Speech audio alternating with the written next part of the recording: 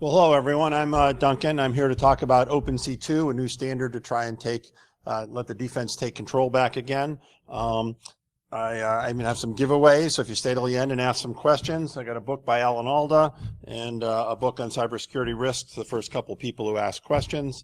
I like to get to know the audience a little bit. So how many of you are more blue team? This is a blue team track. How many of you are more red team, offensive track?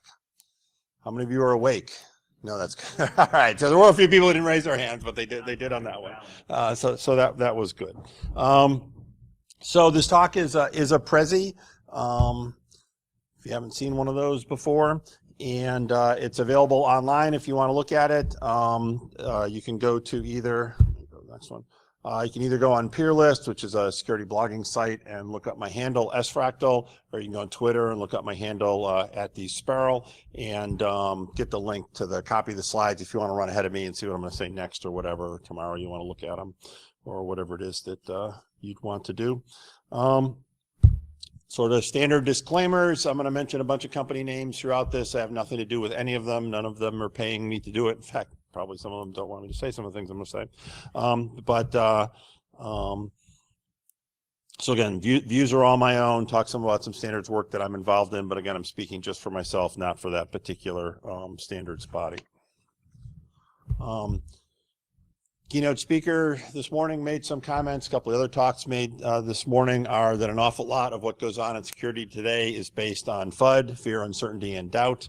I think that for us to move forward, we're going to have to move more into the economics of security, and I got a little bit on that before I get into the OpenC2, because I think if we really get into understanding risk and making it a more mathematical formula, it's going to be sort of a no-brainer to move to some of these new technologies, because FUD all said and done really isn't working. It's just water off a duck to most people, and for those of you who've seen the movie Jerry Maguire, it's really all about the money. So I want to get into a little bit of the economic aspects of what's going on there. But before I introduce OpenC2 and the standards on new command and control, and before I get into some of the economics of it, let me do a little bit of background to sort of get us all on the same baseline. So again, a lot of different numbers are flying around. I think we can all agree the cybersecurity industry has a fairly big market over the next 5 years. This has it being $1 trillion over the next 5 years. $1 trillion is a really, really big number. Okay, you could take 1/1000th of it and still have $1 billion. So big problem makes for big opportunity. I think some of the things we'll be talking about will actually be like the keynote speaker this morning. I'm actually optimistic. I think this number is overinflated, because I think we're going to do a better job, because there's that much money out there. We can start investing in the correct things, and some of it is the decision making to do those correct things. And we're also 1 million people short. A couple of talks today have talked about that. And again, that means we need to get into more automation, and actually that's what I'll be talking about today, some of the things that enable that automation and how they'll actually make things cheaper. In fact, my sort of buzzword is cheaper, better, faster. I think we really are capable of doing that. A book I highly recommend. I'm going to give it out. Again, I have nothing to do with either of these two authors. I just happen to like them as books. I actually don't even like this guy's writing style. However, I do like some of the contents of it that's very important. I'm going to go over a little bit of that, share with you.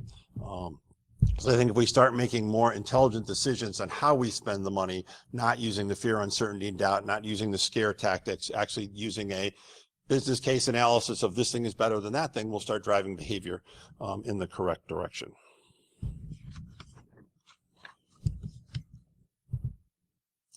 So a quote out of the book that basically says, we're not as special as we think we are.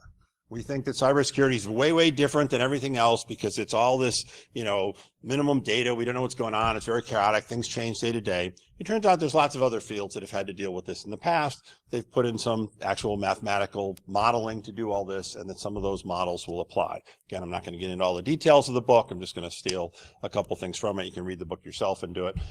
But I agree with the author in this case that we aren't as special as we think we are. And there's a couple of particular things that he harps on. So the NIST cybersecurity risk model has some particular scales, the heat maps, and they're all certainly better than not doing anything. But he has some proposals on how you can actually turn it all into money.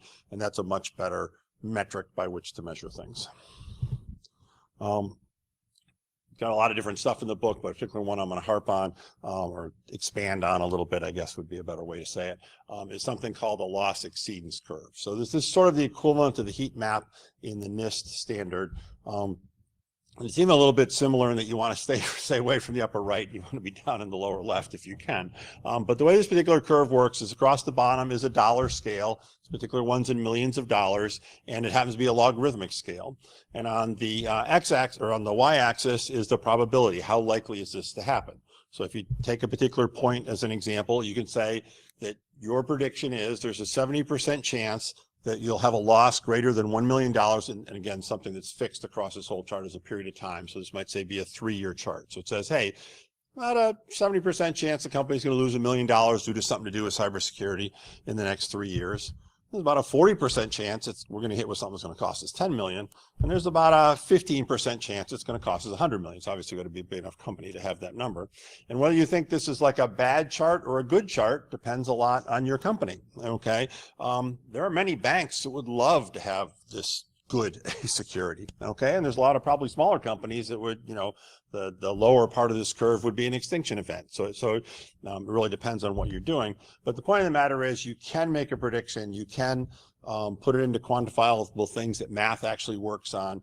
You can decompose the problem and build it up in a lot of details that I'm not going to get into in the book. But I find that what it's really useful for is comparing alternatives. So if you have a blue case and a red case, and they end up with 2 different charts. Well, which of the charts is better? In this particular case, the red chart is better. So sort of at the low end of the curve, there's a 30% chance on the red chart that it's not going to cost you anything in the next 3 years, or it's only 15% in the blue chart, etc. The sort of 50-50 case, the sort of median case, you're going to look at is you're going to lose only less than $1 million instead of $5 million. So again, this might be a case of a bank that's losing, $10 million a year, and it's trying to reduce the number by putting some technology in. And then down at the more at the extinction level events, there's you drop the chance of it happening from a 10% case to a 1% case. So when you make curves like this on the 2 alternatives, it makes it fairly obvious how to compare the alternatives. If the red and blue cases both cost the same amount, well, it's a no-brainer. You pick the red one. Okay. If the red one costs more than the blue one, then you have to plug that back into the rest of your business processes and say, is it worth however much it would cost to do this to reduce this by this much?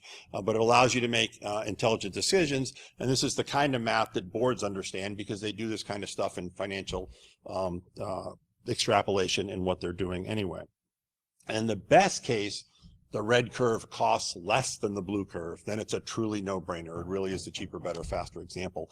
And I think some of the automation technologies I'll be talking about later in the talk, as if you really do all this math, you really will end up with that red chart that it's both cheaper and better, and both of those are because it's faster. That's really the main thing that's going to buy you.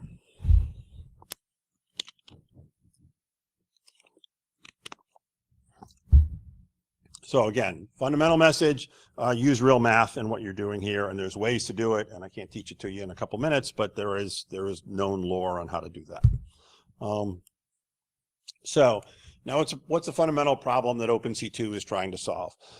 This particular chart is from the Verizon Data Breach Incident Report of a couple years ago. I particularly like it because of the particular way they presented the data. The data is not too different in either of the 2 reports beyond this. It looks a little bit better in some cases, a little bit worse actually in some cases too. But fundamentally the data is about the same, but it displays it best in this particular chart, which they didn't reuse in the other reports. But what the top row basically says is the attackers get in very quickly. Okay, so 43% of the time they're in seconds.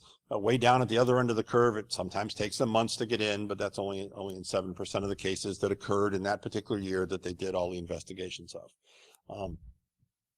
The reason they can do all that is software vulnerabilities. It's a whole different talk. That's not what I'll be talking about. The particular technologies I'll be talking about, unfortunately, won't help keep them out. Okay, the technologies I'm going to be talking about, or the standards I'm going to be talking about, are more on the second row, which is what it's saying is we are very, very slow at finding them and kicking them out. So whereas they're getting in seconds, we're not finding them for days, weeks, or sometimes even months or years. And in some of the newer data, it's sort of interesting. We are getting a little bit faster. Some of the data on the bottom row is moving a little bit more to the left. However, the numbers at the right-hand side are actually getting larger.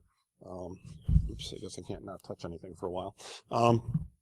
And that's because, not because the attackers necessarily got better, it's actually because defense got a little bit better and found them, but they found them and they'd been in there for 4 years, which tends to distort the data over there when you find them.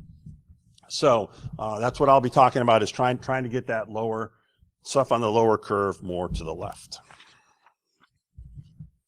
So how do we solve this? A bunch of people got together from industry and from the government, created this fancy buzzword IACD, which is Integrative Active Cyber Defense, which what they're trying to do, their sort of buzzword of doing this, is get there so it's not people in the loop to people on the loop. In other words, you want to remove the humans from that, that lower case. And two other objectives of this is product agnostic interoperability. It's particularly one of the reasons I got involved in the standards effort. I worked for AT&T for a large number of years. I was their chief security architect, and it really got me upset that every time we switched vendors, we had to like redesign all our software because they didn't even use the same word for what you wanted to do when you wanted to, you know, block an IP. This one used deny and that one used block. I mean, forget semantics and syntax. They didn't even have the same vocabulary. And then the way that the IACD crowd does this is with by decoupling the functions and then standardizing the interfaces on the functions, which is really, really important as we move more and more to cloud. Because, you know, back when I was buying tens of millions of dollars a year for AT&T, I was buying actual boxes and you had to install them and they were in there for years.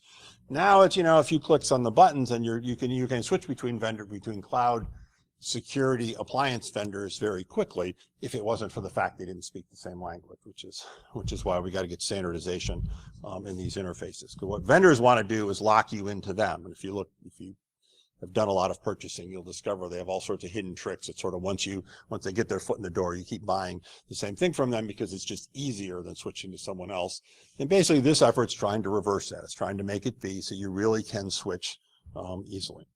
And the particular standardizing the interfaces to the functions they're trying to standardize, this particular crowd came up with 4 sort of basic things to lump the functions into. Sensing is the security gear that creates indicators, that says, hey, something's going on, and it's creating the data. Sense making is just like it sounds. You're making sense of the data created by the sense maker. So this is usually data enhancement. Things like, not only did I get an IP on this particular port, it's, oh, this particular IP is from someone I already have on a bad guy list, or this particular port shouldn't be coming in here, or this box has nothing to do with that port. Why is it doing? So sense making is putting that extra data around it.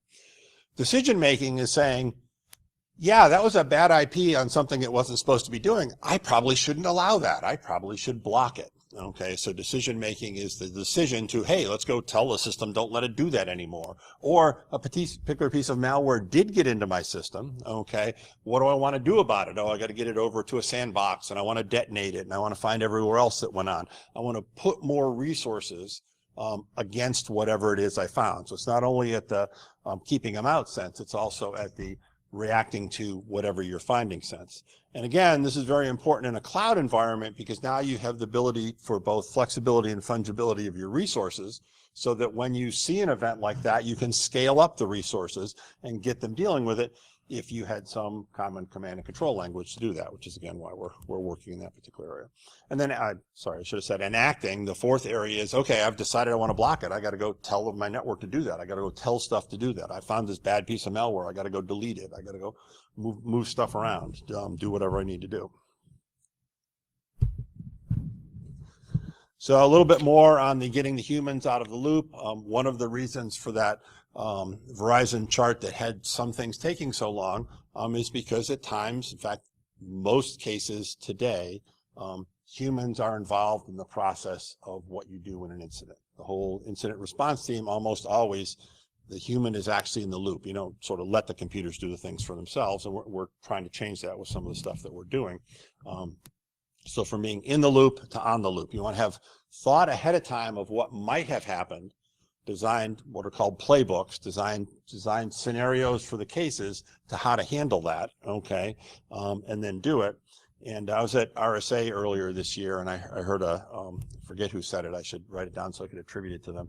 But I heard an absolutely great quote, so I had to make a chart of it.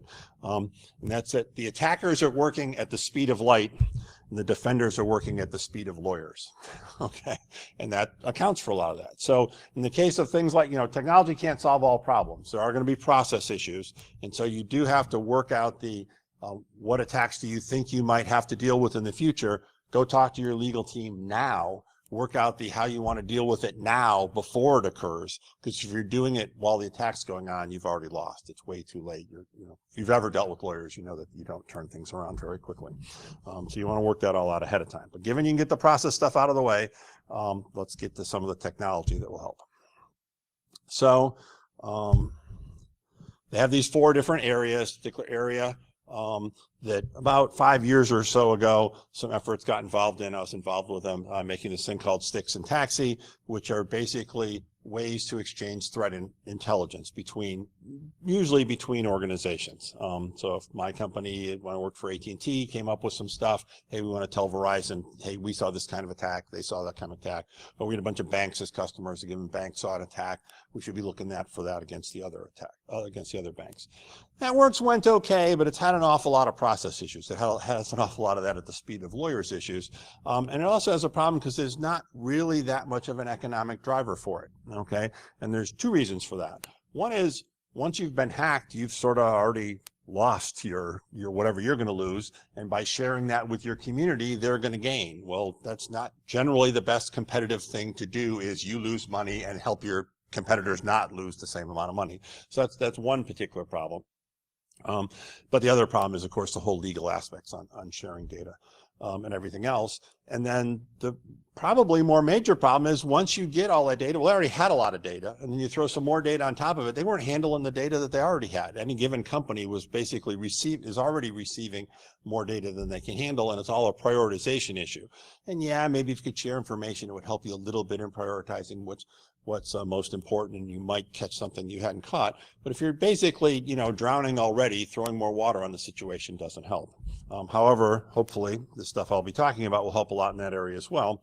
And in the acting area, because again, there are no current standards, almost all gear has its own proprietary interface that you talk over. Many of them nowadays are smart. They have APIs, which are good, but none of them at all look the same, which means you get sort of embedded in one particular way of doing things, and you can't easily switch, and you can't add new stuff quickly, which again, as everybody knows in the security world, speed is of the essence in these things.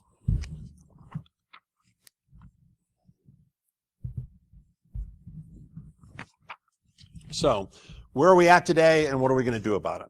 Well, today's systems, or yesterday's systems, depending on sort of whether you've started implementing all this stuff or not, are mostly static. When we first started installing all the security gear, I'm actually old enough to predate cybersecurity as an industry.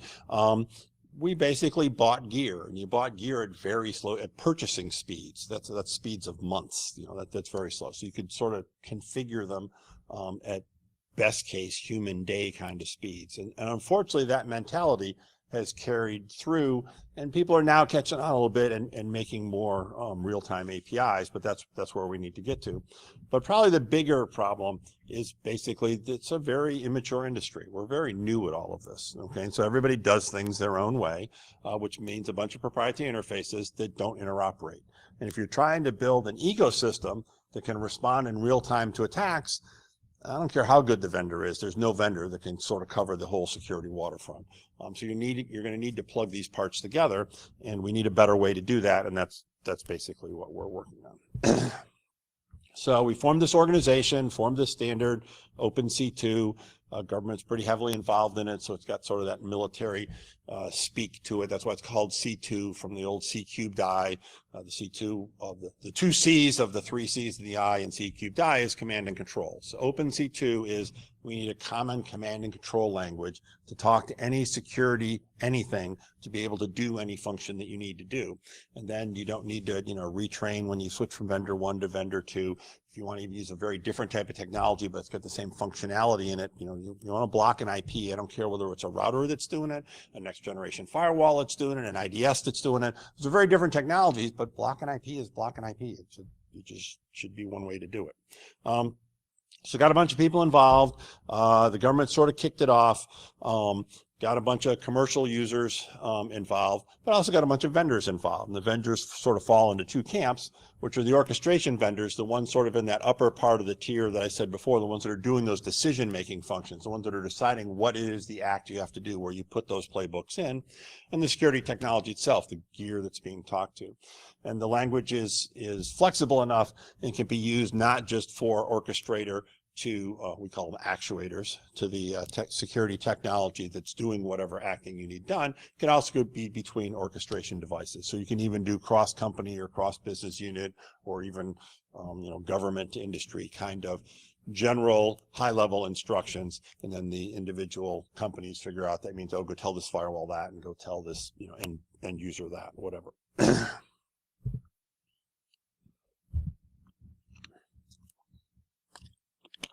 So on the purchasing side of the house, the companies involved that have been highly active to date in the community, the actual organization is chaired by the Bank of America and the National Security Agency.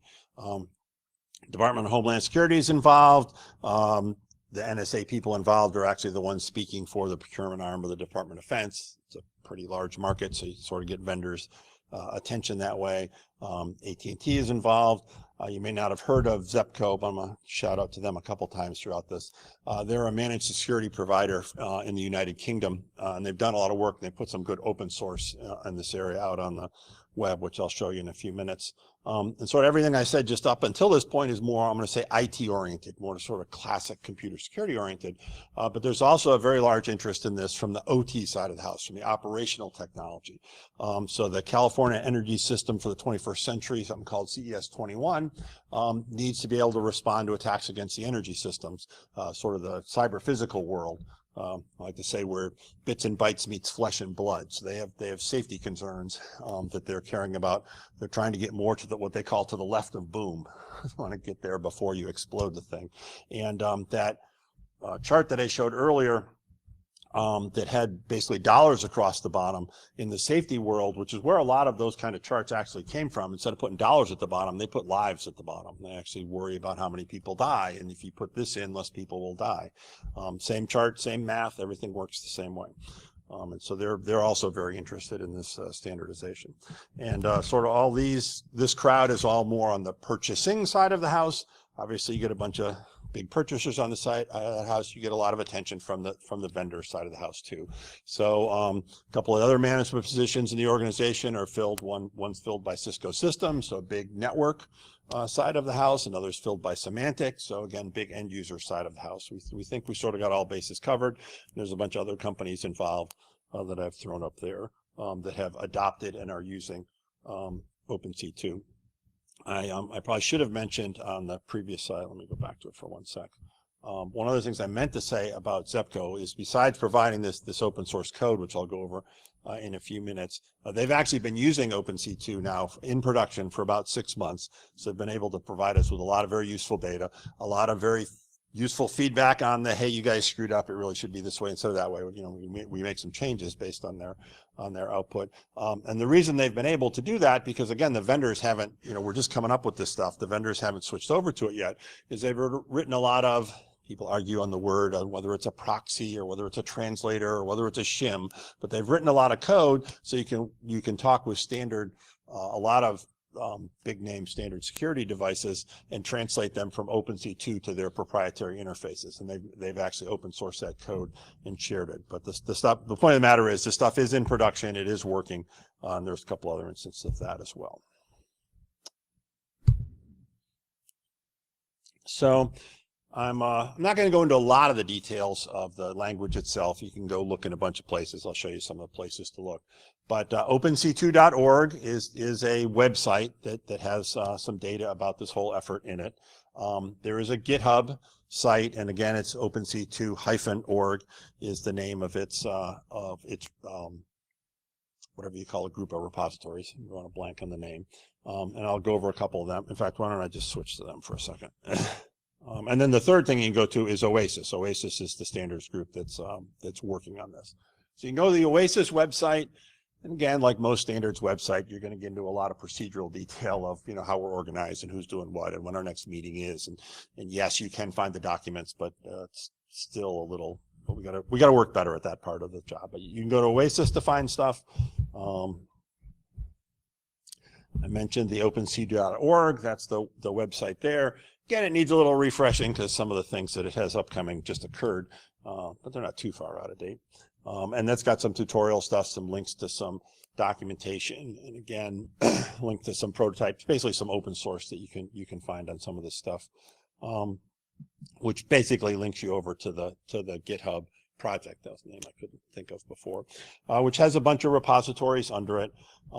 The main one you'd probably want to go to, again, we're not very original in our names, so the sort of project name is OpenC2-org, and the main repository is OpenC2-org. We probably should have named it something different than that, like main or something, I don't know. But you'll notice there's a meetings subdirectory. You can go find all the information. There's a lot of documentation, and there's a lot of, you can look at, hey, fortunately, the meeting minutes aren't that detailed to show us how we, you know, 4 months, or actually it's about a year ago now, argued literally for 3 hours on the meaning of the word stop. I mean, we had a lot of, you don't want to go to the sausage factory unless you do. We would actually welcome much more participation. But what's also, I think, probably more important on this site is there's a bunch of prototype implementations or reference implementations, depending on how you want to talk about them. One is, it is a language. It is a JSON-based way of talking, and since it's a JSON-based way of talking, somebody went and designed this thing called Jane, which is basically a JSON encoding language for encoding languages that are specified in JSON. So it's sort of I like recursive kind of things, but it stands for JSON Abstract Encoding Notation. And so it's a way to specify this language in a way that's much more testable than our standard sort of a bunch of documents. Oops, I spent too long doing this. And then I mentioned the Zepco guys. They have this part of the website called OrcID, and this is where the proxies are that basically you can convert from standard OpenC2 language to a bunch of different, I don't know, I could get in here and find a bunch of them, but there's, you know, Palo Alto and, you know, all the big manufacturers, particularly of firewalls and SIMs and IDSs and stuff like that. They've done a lot of work, really a lot of work in this area of basically making a common orchestrator. So shout out to them. And those are, I think, written in Python, if I remember correctly. And the Jane stuff might be I think it's mostly in Python also. And then a grad student did some work in, again, making some Python end components that would be controlled by an orchestrator that happened to be called Yuki. And I personally don't trust any interface that's only ever been sort of used by one person or only ever written. There's only one set of code for it, particularly only in one language. So to try and get things in a more multi-language thing, although I am a big fan of Python, my favorite language is actually Erlang. Any Erlang programmers in the room? Yeah, I didn't think so. But anyway, it's a very good language for security. It's built for very, very high reliability. So it's designed to work when the hardware breaks, and it's designed to work when the software breaks, which, by the way, is a great thing for security code. So I actually wrote a simulator of OpenC2 in Erlang, and that's available at OCAS. You could look at it as the plural of OCA, which is a South American tuber, because I don't like acronyms, or you could concede that it means Open C2 API Simulator. But that's there as well. So we do have multiple languages. Different people have implemented it, and they talk to each other. And in doing that, we did uncover a lot of problems. We did uncover that, hey, I coded it this way. And I said, well, I coded it this way. Well, they don't work. Ooh, then we didn't define the spec right. We need to put something in there. Didn't matter which one's right. I don't care if it's red or blue. We gotta specify the colors so that they'll talk to each other.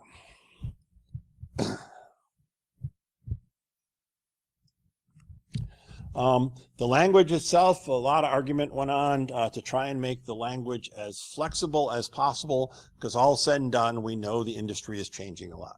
We can design it for every piece of security gear that we know of today and know that there'll be security gear tomorrow that we didn't think of. There's just like the threats constantly involved, the defenses against the threats constantly involved, and there'll probably be some things we need to do that we haven't thought of yet.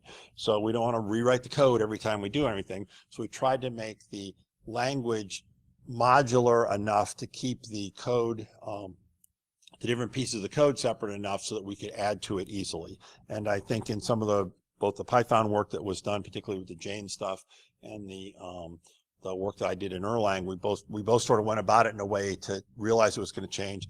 And since all said and done, we didn't know what we were doing. It took us a while to get it all right. There were changes that went on. I think we have proved that the language is resilient to both changes and new features being added. So it's got 4 components that are actually easiest to explain by example. So it is in JSON format. The red is what it is you're trying to do. Okay, it's the action. The action is what you're trying to do. And the target is what you're is the subject of the action. Okay, in this particular case, it's an IP connection that you want to deny access to. The actuator in OpenC2 speak, we had a lot of argument, but we ended up with the security technology thing that you're talking about is the thing that's doing the acting. So the word that we ended up using was the actuator. So you want to talk to the actuator. You can actually leave the actuator out of the equation because it could be something like you're putting this as part of a sticks and taxi course of action, and one company is telling another company, hey, when you get this kind of attack, here's what you want to do to mitigate it. I don't know what firewalls you have and IDSs you have and where your detonation sandbox is. I just know that you have one, so I could still send the generic command and let you figure out where you want to implement it in the details. But again, the actuator is the thing that does it. In this particular case, it's some firewall off in New Jersey. And then, like everything else, there's that stuff we don't know where to fit it, so we fit it in modifiers, and that's things like, hey, I want to put an ID in the command so that when the answer comes back, I'll know which one I was talking about and stuff like that. And then I want a particular kind of answer back. Again, a lot of gory detail in the spec. You can go read it yourself if you want to implement it, or if you just want to know more about it.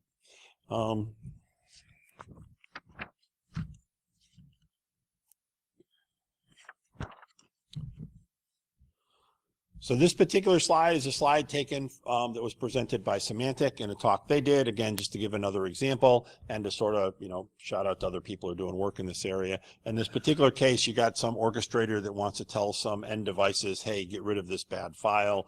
It happens to be a delete command, and there's the details of it. Those are pretty, block an IP, delete a file. Those are pretty simple cases. In real life, you're making playbooks that are a lot more complicated. You want to respond in real time to something that comes in the future that you don't know yet what it's going to be. You're going to have to put decision points in. You're going to have to put a lot like a military report or military playbook. You're going to have to account for, hey, if this happens to this, if that happens to this, so when you get this, go over here and do that. In this particular example here is the Johns Hopkins University Applied Physics Lab actually implemented a lot of this stuff on their live network. They put a lot of shims and proxies in using some of the code I talked about before, so they could talk to some of these things that don't even speak OpenC2 yet, but they sort of left the shims off the picture. And they made a bunch of these use cases of their real life, how their analytical teams spend their time.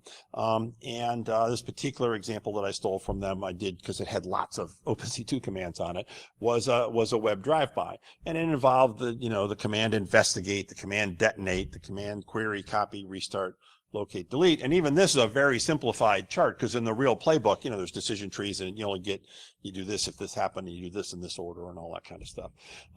But the fact of the matter is they did actually implement all this stuff, and they have it up and working, and that is good. I think I'm still doing all right on time. So let's go back to talking economics a little bit. So Phantom Cyber is an orchestrator manufacturer, so I'll caveat this with this. They're a vendor, okay? But in their marketing brochures, they have some use cases of actual real life customers that they've done automation work on automating their defensive stuff to get it to be responding in real time. And I'll have some numbers on what I mean by that on the APL example in a second. And they worked out that for this particular use case, they could save a company $1 million. Okay. And that particular case was just in the processing of their phishing emails. And you say, yeah, but they're a vendor, so vendors always put out stuff like this. So Zepco's not a vendor. Zepco's a user of all this gear.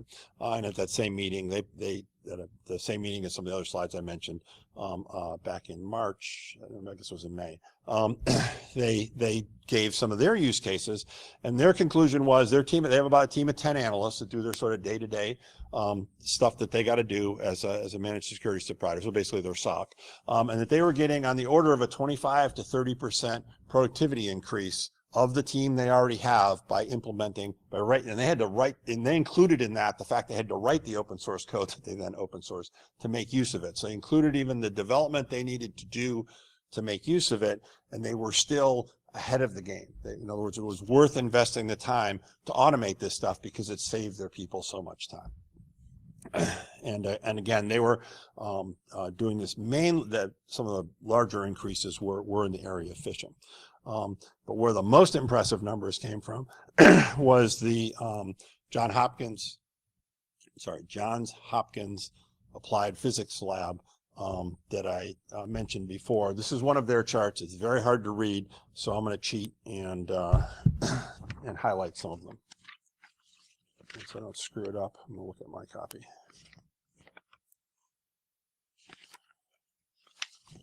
Because I can't read it either. It's too small. So the first thing is they saw a 5 order of magnitude increase in triage capability. So in other words, computers scale way better than humans do. Okay. They saw a 2 order of magnitude increase in the volume of indicator mitigation incompleted. In other words, because the computer scaled so well, they got way further down those priority lists than the humans ever got to. The humans, sat there, they got the alerts, they never got to the high priority stuff, they never got to the mediums, they never got to the lows. Because the computer scaled so well, it got to all of them and allowed their humans to be freed up to work on the things that the computers couldn't do, the parts that weren't automated yet. And the reason that's important is because we talk a lot in the industry about actionable alerts. It doesn't help to just generate all these indicators. You got to generate an actionable alert, which to date has meant actionable by a human. What can the human do about this? Okay. Well, when can you make those playbooks and make the computer able to do about it, you can scale that way better because now it's the computer doing the action. You can afford to do way more of them. And where the biggest gain, in my opinion, really comes from, and where I think the money for this will be in the long run, is they saw a 2 order of magnitude improvement in the time it took to deal with whatever it is that came in. So in other words, you're kicking the guy out 100 times faster than you were before. Okay. So if you think back to that Verizon chart that I showed, where those numbers were way off to the right-hand side, we're pulling those in to the left. And that's important for multiple reasons. It's not you're just being more efficient, okay? It's you're giving the bad guy less time to do something. He's causing less damage by your kicking him out sooner. So if you think of a normal attack vector, you're getting control of one device, you're doing lateral movement to another device, you're then exfiltrating the data out, and then you're doing something to try and give you your persistence. So there's like 4 or 5 steps in there. And if you look at most, real attackers, I'm doing real red team stuff or whatever, you'll find they don't use one vulnerability to do that. It's a bunch of steps, and you use different vulnerabilities at different points in that. You can kick them out while they're still in the early stages of that. They're not getting to the things that are actually really damaging you. They're not getting to the machines. They're the ones that have your crown jewels on them, and they're not getting that data back out again. So that speed part of it, I think, is where this stuff really has the most gain, and you should really be looking hard at this. I'll leave some time for questions, so I'll jump over there. So I actually really think that if you everyone's gonna have to use their own data, do it for their own companies and their own cases. But I think if you really use true mathematical modeling of your best guess. It's still going to be guesswork involved. There's still going to be humans making judgments, but the book has a lot of methods on how to do that objectively. So it's very similar to the NIST work, but just with a different set of numbers. Convert it all into dollars, make these charts, and compare the alternatives. I really think, if you think the blue is the base case of today, I really think of once you start putting these automation tools in, start making use of the OpenC2, start and get rid of the vendor lock-in. In almost all cases, my prediction is, it's going to drive people towards using this OpenC2 and using this automation. And in all these cases, it's going to pay for itself, and you'll have actually cheaper, better, faster security. So obviously, I'm a strong advocate of this stuff. So, obviously, very passionate about, I think OpenC2 is going to make a big difference. OASIS is the standards body where it's being worked. You're all welcome to join and help out with it. And depending on where you are in the industry, my sort of summary is, if you're involved in any way, and I have to give a talk in Wall Street next week, obviously I'm going to structured a lot differently, but I think I'm still going to use the same end slide. If you're involved in instructing companies what to do, if you're a shareholder, you're a private investor, hold the corporate management responsible for all the cybersecurity stuff. That's the first. If you don't do that, nothing's going to happen. I can't help with that from a technology viewpoint. But if you do that, I think the C-suite will start using some of these techniques. All said and done, the quant kind of analyzing cybersecurity is no different than how they do it already in a lot of their financial stuff. That little white box is too small to read. It's supposed to be that chart that I made before, but basically, use the info from this book and do it. If you're security professionals, again, use this to make your decisions. I think your board will understand you better when you do it this way, and I'm positive the answers will always come out that OpenC2 is going to prove itself valuable in this. And obviously, in your vendor community, hey, see this stuff coming, you better implement this OpenC2 stuff. So I'm going to end with some of the words from Dan Geer, who some of you might know, who's a thought leader in cybersecurity, and I love the way he ends all his talks, which is, there's never enough time, so thank you all for yours. And with that, I'll open the floor for questions, and the first question gets a book. You get to pick whether you want the Alan Alda book on how to speak to engineers and scientists, or the cybersecurity risk book. Yes?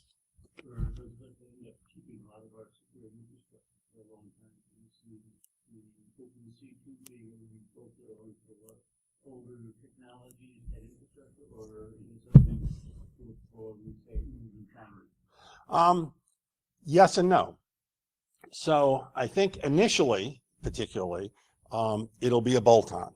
Okay, I think it'll take a while for vendors to add to it, and even when they do, it's a new shiny, and I still already got all this stuff I already bought. Okay, I still have literally pieces of hardware. Okay, so I think in those cases, the use of these shims or translators or proxies or whatever you want to call them will still prove themselves in, because now your analyst team only needs to speak one language. So it doesn't matter the fact that I still got this 5-year-old Palo Alto in there and I just bought this newest, I don't know, Juniper thing. Doesn't matter, because I still design my playbook using the deny command, not using the block or the stop command. I think over time, the use of the mathematical modeling of the risk this industry changes very quickly. I think people will make intelligent decisions on when it's worth changing out old stuff. I think if you do that modeling that I talked about, some of this, hey, we got to keep this mainframe around because we've had it forever and we don't know how to replace it. If you did the risks involved in some of that, it might be, no, it is actually, this could cause an extinction level event to the company if we don't solve this. Maybe we will pay for upgrading it or replacing it or whatever. But the important thing is you'll make the decision based on the data that makes sense to your company. Okay, and you'll make the decision. And in some cases it'll be keep it, and in some cases it'll be scrap it. In some cases it'll be, we'll put some we can afford some bolt-ons on it because we do need to secure it, or we don't. In some cases management might say, no, we'll roll the dice, but it'll be an intelligent roll of the dice, not a no, don't you, hey, you're just trying to use FUD on me and I don't fall for FUD because I'm smarter than that. It'll be, no, you're making a business decision and you decide, and sometimes it succeeds and sometimes it doesn't. It's your call. So the answer is, it depends.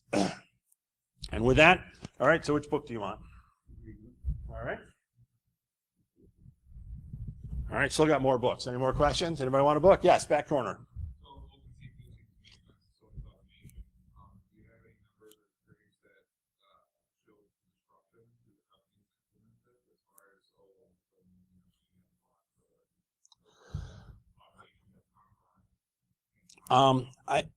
It's too new to have any good war stories there. The companies I know that have implemented it successfully the best have all been reasonably small on a scale viewpoint. I worked for 35 years for AT&T. Can't talk too out of school, but yes, they're working in this area. They were on the, I showed their logo. They were one of the members. They're a big company. It's a super tanker. It doesn't turn that fast. So I don't have any good war stories from that. Probably the main thing there is it's just hard to move. It is different. So it is hard to move there. Even in the simple area of requiring your vendors to put it in. Bank of America is an extremely vocal. They say at almost every meeting, I want this in every procurement spec on everything we're ever going to buy. Once you get it good enough that I can do that, they have to caveat it, and so they aren't actually forcing the vendors to do it yet. So the vendors sort of know it's coming. So it's a little bit of a case there. If we get the Zepco guy up here and he was willing to give them, I'm sure he could probably give some good war stories. Another group that's very active in it. New Context was a company I had on there on the vendor slide, one that's involved in a lot of the California energy stuff. They're very hush-hush on everything they do. I'm sure if we could get them to tell some stories, because they've come in with changes. In fact, on the sticks and taxi stuff, they sort of put in the whole playbook and the whole, forget what they call it, but the way you combine everything and, if this, then that kind of stuff. And I'm sure they didn't do that just because they were, felt like doing it. I'm sure they have good cases, but unfortunately they're very secretive on sharing stuff. So fortunately, no, I don't got any good, but worry about this because that's going to bite you kind of stuff. It'd be the usual, hey, if you do it right, you're not going to do it, and everyone's going to have problems doing it because new stuff, you always do that. What is nice about it is because it is standard, or I will argue that because it is standardized, because it does play well with the sticks and taxi stuff, that you are going to find collectively we're going to all benefit from each other's mistakes. Yes, we're going to make mistakes, but hopefully we'll move forward better than we've been doing on this proprietary stuff. So which book do you want? Cybersecurity Risk or Alan Alda? Okay.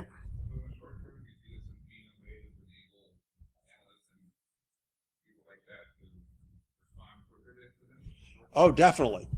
In fact, from an analyst viewpoint, I would argue, I ran a SOC team at AT&T for a while in a previous life. And it's a rough job. Okay, it's a very draining job, I guess I would say. And I didn't have to do it. I just had to manage people that were doing it. And so I realized that it's rough on them. And it's because there's always too much to do.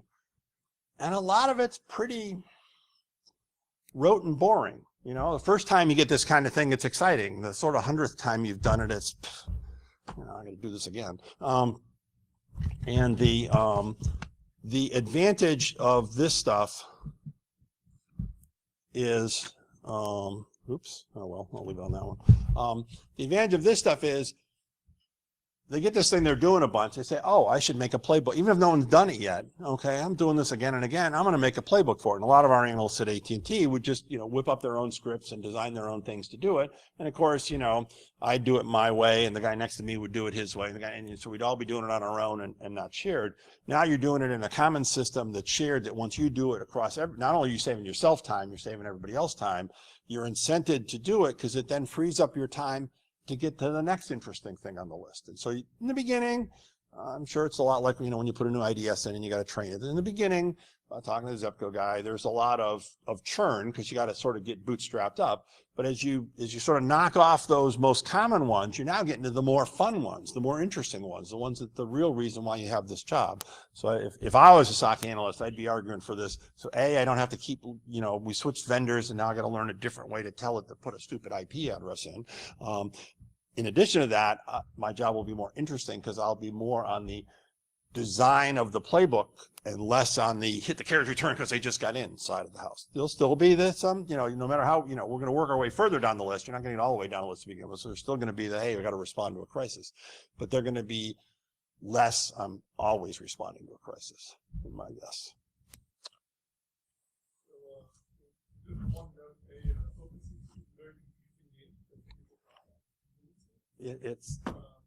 I didn't get involved until after the name was picked. The question is I hear you talk a lot about vendors, and they obviously have some reasons to buy in, but how do you get open source software from, as an open source project manager, there's really not much motivation for you to do this, and there's some involved plan you guys have, or you just kind of hoping that. Well, like most open source projects, some of it's just you find passionate people. So like my open source code I wrote for it is because I'm passionate about it. Like you guys stored on a slide and then putting data in, but they couldn't take data out. Yet, I agree. And some of it is, again, you got to get the right people involved in, hey, they want to do that. So you got to get the user community. So using Snort as an example, it's one that we do argue about some. You got to get the user community more involved in that now, hey, that's how it's being used in these playbooks. It's being used in a way that's good. What can we do to make it easier? And you just sort of evolve from there. So I don't know that I have an easy answer for that. It's no different than when we had a bunch of proprietary gear running the different things. Even the open source projects all have their own. So there's, at least 3 open source firewalls. And again, they have 3 totally different APIs. So this is just now a 4th, there's always that standard cartoon about, hey, there's 4 different ways to do things, so let's standardize. So now there's 5 different ways to do things. And that is true in this case. This is now the 5th way. But I think because it's going to make the SOC's job easier, because it's going to drive the economics of the particularly the playbook's going to drive the economics. That's going to drive the, hey, we can do some cost reduction here if we, all right. So an AT&T says, yeah, we got this stupid shim in the way. Let's just take the shim out and take our code and go stick it open source and Snort or whatever. I'm hopeful that the community will end up operating that way. I can't guarantee they will. It's like anything. It depends on how people respond. So I still have 2 books left. No one's wanted Alan and all this yet, but you still get a choice of 2. Okay. All right, I have 1 book left. Who's got a? Oh, well, ask a question then. Ask what's this book about? Okay. So I like accusing. Oh, he's got a question too, but I don't have another book. It's about how to speak to scientists and engineers, and it's by Alan Alda, the actor. He can be either a scientist nor an engineer.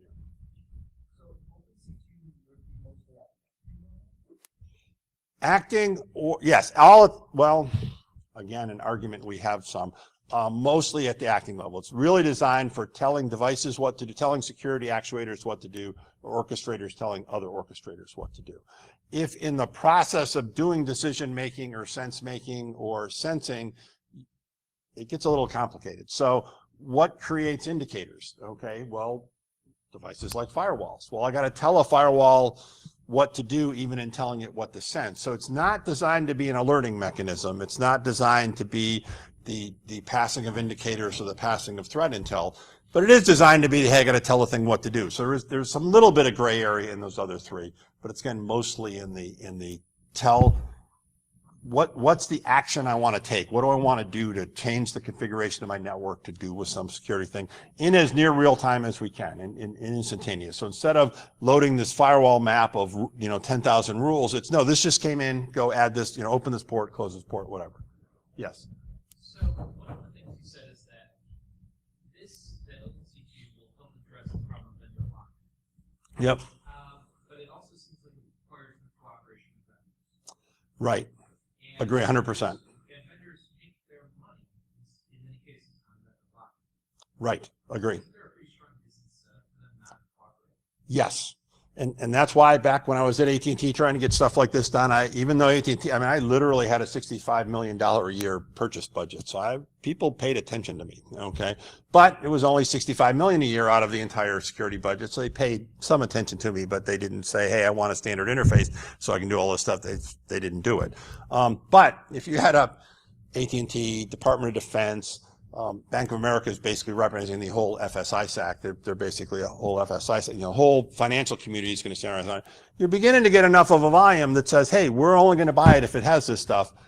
At least some of the vendors are going to do it, okay? And some of the vendors are more visionary than others. There were some non-trivial vendor names on that chart, I said. So their competitors were going to say, hey, maybe I better do it too. And then some of the cases, like, there was Palo Alto gear in some of those pictures, and Palo Alto has made some noises about maybe doing this. But that gear was running because somebody wrote a shim and just put the interfaces in, and we still did it anyway. And maybe they can afford to stay that way for a while. I don't know. But at some point, some purchaser is going to make the decision of, hey, that shim costs me performance or money or something or other, versus this Juniper one that made a direct interface. Well, maybe I'll buy it. So I think the market will correct in time. I actually think it will drive it. I'm just kind of curious, is there any standards for like other layers? Are there similar to OpenCG standards for like communicating? No, and I don't know if you remember, there was a chart where I had in there under acting, I said baby step, first step language. We have had a lot of arguments about when to start going to the next thing on that, and even what to do there, but we're still, we're not quite 100% there yet. The only other thing is fix and taxi in the whole, in the threat intel, but that's really a whole different piece of the, people are thinking about it. We know we got to do them all to get there. And I got to get off because other people are coming in for the next one. So thank you all.